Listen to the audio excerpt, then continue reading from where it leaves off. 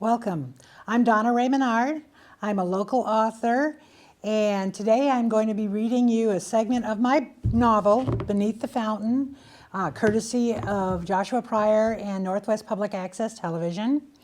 We have been doing these in segments, and we're just going to continue today. You have met this novel happens in St. Albans, Vermont, in Taylor Park at the Goddess Fountain, where a body has been found. And you have met Lynn Steves, and now she's having a conversation with her friend Shannon Patnode, where they are trying to decide if the finding of one body and the finding of a second body are individual random events or if they're somehow connected. So here we go. This friend of mine works in the town government, sniffs Shannon. However, I haven't found out about a theft report yet. I noticed she didn't refer to any friends she might have who were currently living out at the prison. She handed me a computer printout stamped with the word official in 2-inch tall letters across the top. My eyebrows shot upwards. It was a fair bet this wasn't supposed to be out in the hands of two nosy women in the private sector. The report contained a brief summary of my eyewitness statement, the police report identifying the scene as a homicide, canvassing reports that stated the police were unable to collect any information, and a list of tests that were all pending results. There was also a referral to a file containing photos. The second printout had the same type of information, the only difference being that the eyewitness report on lights in the park established the time of the victim's body being left at the fountain. It also said the eyewitness had provided a word-by-word description. Chief Kuhn had been taping us. It also stated Henry, aka Hank, Knapp, had died due to blood loss after receiving 3 stab wounds in the upper back. Great, I said. Both murderers own knives. I reread the reports while Shannon waited. Disappointed, I slouched in my seat. For just a few minutes, I thought there would be some real meat here. It was disappointing. The medical examiner's report isn't even here. Everything is hearsay, I said, eyes toward the hotel. I sighed, darn it. Shannon followed me into the lobby and we got in line in front of Harley. He passed me a piece of paper in the same stealth mode Shannon had exhibited the night before. These people had to find more excitement in their lives. The note had 2 local businesses listed. These stores placed orders for the vests, he said, but they actually won't be available until next year. Time for my jaw to drop. Didn't you know that? Asked Shannon. The fashion industry is a year ahead of schedule. When they're talking about the new season, they're referring to the one after this. I didn't really care when the vests were going to be available because there was no way my brother was going to wear anything with embroidery on it. But Harley had his precious DVD back. I had a copy, for whatever that was worth. And still, there was no good reason for me to stick my nose into this mess, which, much to my chagrin, wasn't going to stop me. You know, said Shannon, turning the ignition key, I think you're wrong. About what? I watched the sun play on fresh green leaves and bemoaned my decision to go to work. I don't think there were 2 murderers, she said. I think one person killed both Hank and the red dress lady. I put my hands on hers, stopping her from shifting into drive. Is this some newspaper thing you're getting ready to put together? Or is there a reason for what I am hoping is your stupidity? Shannon didn't even notice the insult. I just think there's a lot of wacko stuff happening here, and I don't believe it's all because of the full moon. 2 murderers, both carrying commando knives, didn't ride into this burg on the same bus. You're the one who reads all the mystery stuff. Think about it. What are the chances? Shannon was darn close to right and also voicing a thought which had popped into my head on more than one occasion. Every time it showed up, I'd jump up and down on it with my size 9 boots, stomping it back into that little black hole. 10 minutes later, she dropped me off at the alley that ran behind my building. I'd planned on running up the back stairs, catching a snack, and then getting ready for work. On the steps behind the bank, I found Tori, sitting with her elbows on her knees and her face buried in her hands. I stopped in front of her. Tori, what are you doing here? I had to come back to work, she said. There's stuff I have to do. She sniffed audibly. I handed her a tissue from my pocket. It's clean, I think, I said. Tapping my foot, I waited. She blew her nose, wiped her eyes. I looked at the back door to the bank. Where was Jada? Why was Tori out here by herself? I didn't want to leave her alone. Are you going back to work? I asked. Maybe for a little while. I waited until she stood up, dusted her bottom off, and went inside. My doorstep was barely 150 feet away. I almost made it. Lynn? Turning back, I saw Jada following me. She had an evil stepmom scowl on her face. Backstepping off the stoop, I said, Yes? Did you see Tori when she was outside? Jada demanded. We spoke for a few minutes. I was glad to see Tori's boss concerned. Then you saw her state of mind. Jada wasn't smiling. Her voice was sharp. My hackles started to rise. I believe, Jada continued in the same icy tone, her current emotional state is directly related to your going to her home. What? I gasped. As Tori's friend and her immediate supervisor, I believe it would be in her best interest if you would stay away from her and stop your harassing behavior. Before I could fashion any response from Jada's surprising words, she turned on her heel and went back into the bank. I don't get it, I fumed, kicking the outside door closed behind me. I thought she wanted me to check on Tori. What the heck is going on? Halfway up the second set of stairs, I stopped short. Did this somehow come from Tori? Is she sorry she told me what she thought? I felt bad. Agonizing over Jada's words, I considered what my next move would be. When I left for work, I was still trying to work it out. I surely didn't expect to see Tori again 2 hours later in the hardware store, but there she was, standing in the middle of the showroom floor, twisting her fingers together and smiling in a trembly way. I approached her with caution. Do you have a few minutes? She asked. I showed her into Clyde's office. Tori barely got seated before she started talking. Between sentences, she chewed her cuticle again. She'd try to stop, but in 2 seconds forget and shove her finger back in her mouth.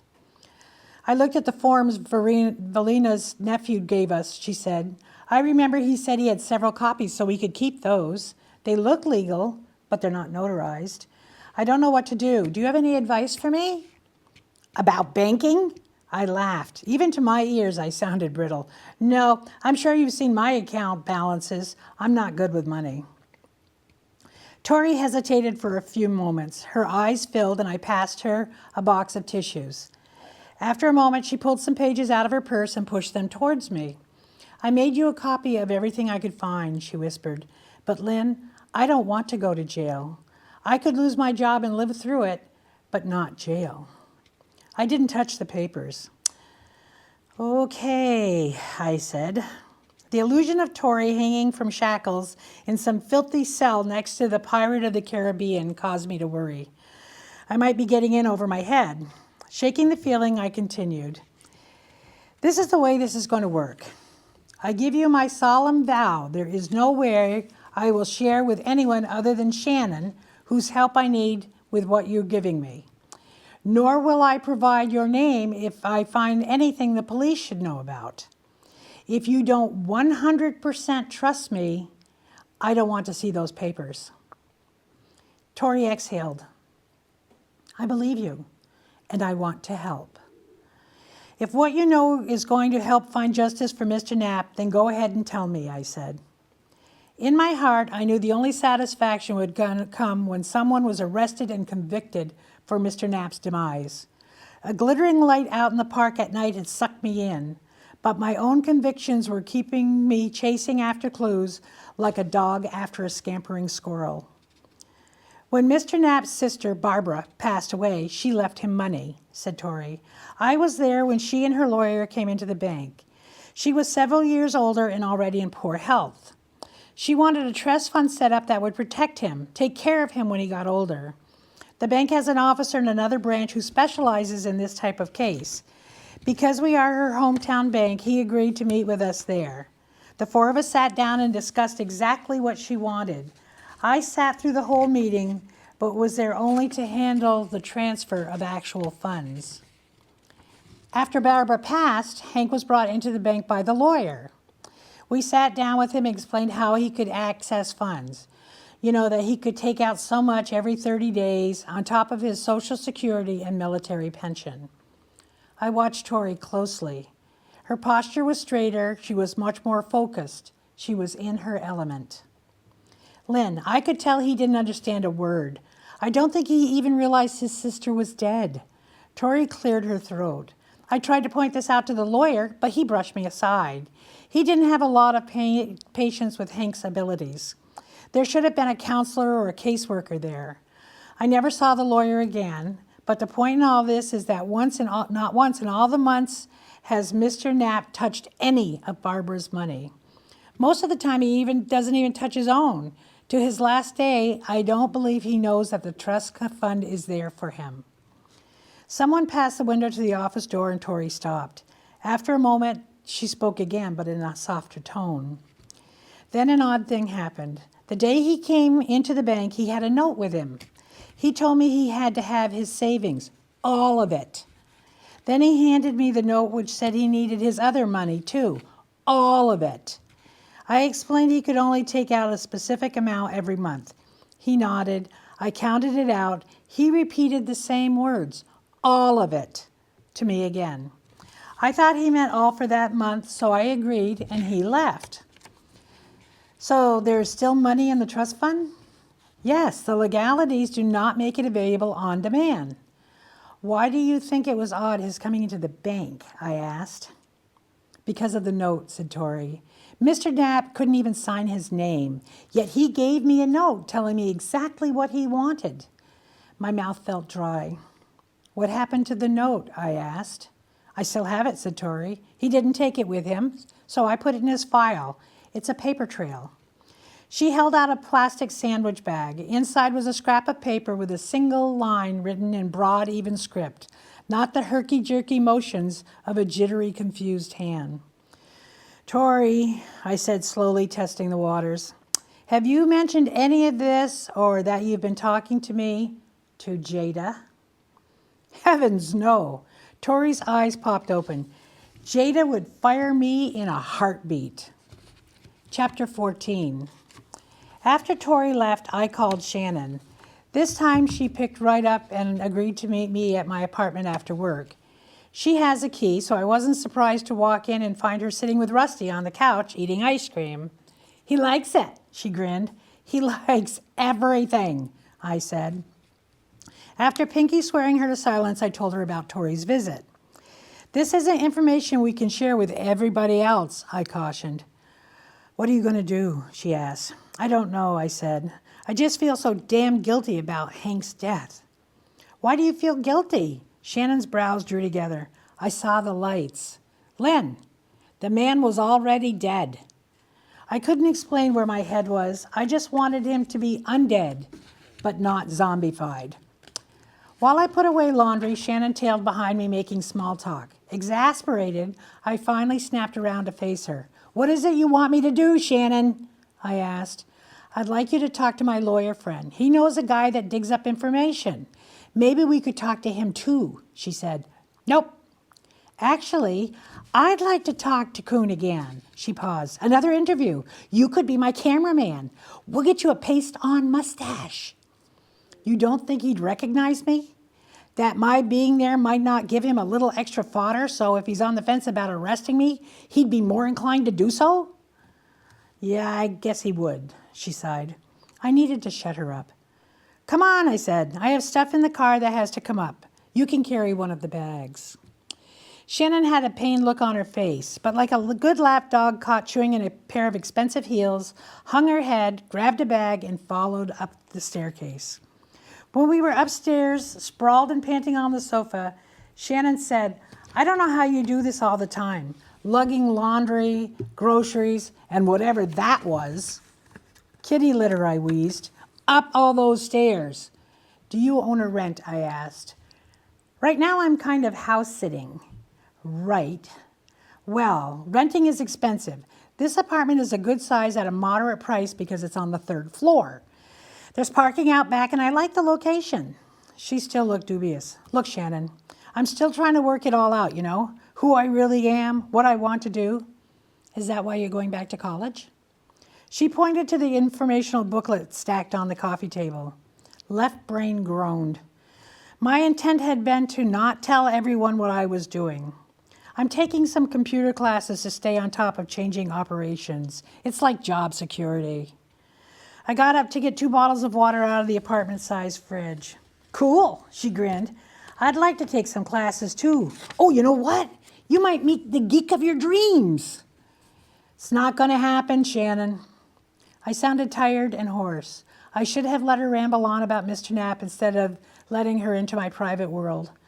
I went to bed irritated. I didn't know if it was at Shannon or myself, but I needed sleep because I had to get up early the next morning for my 4-hour shift at the hospital.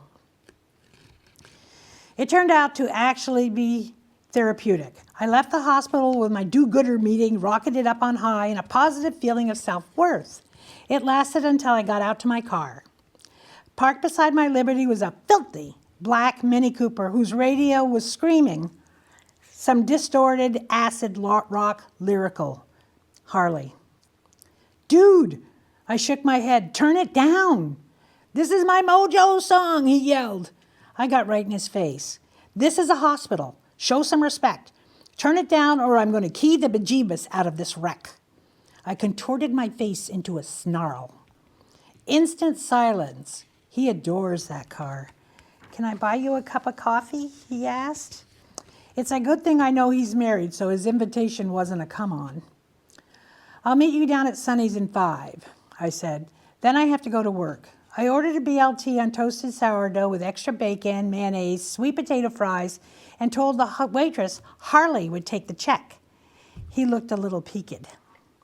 Talk fast, I said. I don't want you ruining my lunch. Remember I showed you the DVD about the fashion show and how Beatrice and I got to be part of it? Uh-huh, I said, trying to catch the waitress for a side of ranch dressing. Well, there's going to be another event at the hotel, a dinner mystery. He must have noticed my attention was wandering because he began talking faster. The hotel is looking for people to be part of it, you know, the production. It means that some of the regular actors aren't going to be available. I nodded vaguely. People buy tickets and eat supper while a mystery happens around them. It's all very exciting. His voice was rising. The casting company who put together the fashion show will be involved in organizing everything. Bingo. He had my undivided attention. Say what? I asked. Harley's face blossomed. My sandwich platter was set in front of me and I barely noticed. Yeah, hotel staff will serve dinner and do all the regular restaurant stuff, so that's no biggie. But the casting company is hiring locals to fill in the empty acting slots. I volunteered to be maitre d'. My brain was clicking along in regards to the acting company being once more in the area. Unfortunately, Harley and I weren't quite synced yet. You were so enthusiastic about the fashion show, I put your name in too. Won't that be fun? He grinned. I was just lifting the first half of my sandwich. I almost dropped it.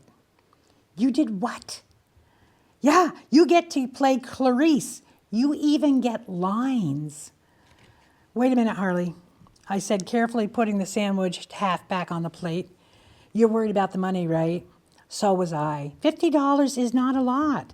But if they get enough interest, they'll have 2 performances and you'll get paid for each. Okay, so the $50 sounded good, but I still wasn't sure what he was talking about. Harley laid a colored folder on the table. Inside were maybe 100 pages. This is your copy of the script, he said. I took the liberty of putting tabs on the pages where your part shows up and highlighting your lines while I was at work last night. Once more, he was rattling off words. I lifted the half sandwich again and opened the script thinking, if this is the same casting company, someone might have some information on the woman with the scarlet dress. I looked up. Harley had disappeared into thin air. Not an easy feat for a man of his size. The bill, however, was lying on the table, waiting. Chapter 15. Listen to this, I said to Teresa and Shannon. They were both following me around the hardware later that evening. I had called this confab after my conversation with Harley at Sonny's. He wasn't answering his cell phone, and I needed someone to agree I shouldn't show up at the hotel on theater night.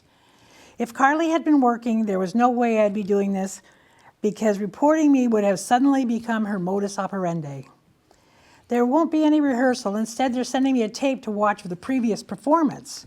The woman said the reason I got the job was because I was the right size. Does this sound shady or what? I raised my arms, emphasizing my amazement. No, said Teresa. It sounds like a low-budget show. Harley doesn't have lines? Yeah, I said. Your table is this way, and I don't remember. It sounds like fun. Teresa was grinning like a banshee. I gave her the hairy eyeball. If it's not too late, I'm going to order tickets for Randall and I. She waved goodbye and was off to do the mom thing. Can you believe that? I gaped at Shannon, pointing at the retreating form of my other friend. I'll have the paper get me a ticket too, Shannon said. What time do you have to be there? It'll be the perfect opportunity to question some of the cast members about the red dress lady. Even though I was horrified at the thought of play acting in front of what potentially was my neighbors and friends, I had to agree. That's true, I sighed. The other actors may be willing to talk to someone they believe is one of their own. Shannon nodded enthusiastically, going so far as to point out the time to ask questions would be during the costume fitting and the pre-show Q&A. There was a little smirk on her face. I wanted to pinch it off. You're making me feel like this is fate, I said. No, it's just too perfect. It'll be easy for me to be there mingling because I'm covering the event for the paper. So I'll be there early too, she smiled. Ta-ta. Great. It's not bad enough that I'm going to be making a fool of myself in front of 100 people, but now the paper is covering it. I slammed a box of nails back into place and the pasteboard box split, showering carpet nails everywhere. I was going to need 2 pints of ice cream when I got home. By the time I got back to the front of the store, I was more under control, but barely. The hardware phone rang. It was Shannon. She knew about the cell phone free zone and wanted to make sure she actually got to talk to me. I forgot to ask you if you would go with me tomorrow morning, she said. Nope, I said, there's some stuff I've got to look into. Believe me, I wasn't trying to be evasive. However, Shannon read what I was thinking. What time are you leaving? She asked. Jeans? Boots? 6:30. Yes. No. I said and hung up with no clear plan for the next day. Chapter 16. The next morning when I walked out onto the sidewalks, the dance moms hadn't converged yet, but the Hummer was idling at the curb. Walking or riding? Shannon asked. Sighing, I climbed into the passenger seat. I wanted to dump on her big time, but in my cup holder was a steaming 12 ounces of Joe.